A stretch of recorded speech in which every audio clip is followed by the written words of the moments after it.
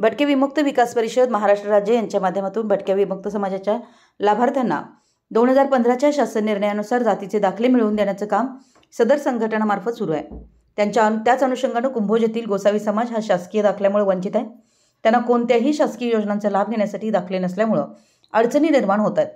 तालुका संयोजक संजय नंदीवाले यांचा हातकणंगले शिरोळ दौरा सुरू असताना ते कुंभोज गावी आले असता त्यांना गोसावी समाजाची कोणतेच दाखले नसल्याचं निदर्शनास आलं।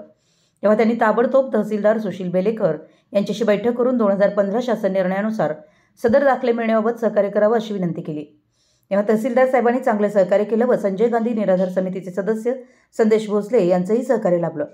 कुंभोज ग्राम महसूल अधिकारी जयवंत पवार साहेब यांच्या अध्यक्षतेखाली व संघायो समिती सदस्य संदेश भोसले व ग्रामपंचायत सदस्य अजित देवमोरे यांच्या प्रमुख उपस्थितीत गोसावी समाजाला जात प्रमाणपत्र वाटप करण्यात आलं। महाराष्ट्र भटके विमुक्त विकास परिषद हातकणंगले यांचे संयोजक संजय नंदीवाले यांचं सर्वत्र कौतुक होत आहे। कुंभोज प्रतिनिधी मराठी यस न्यूज।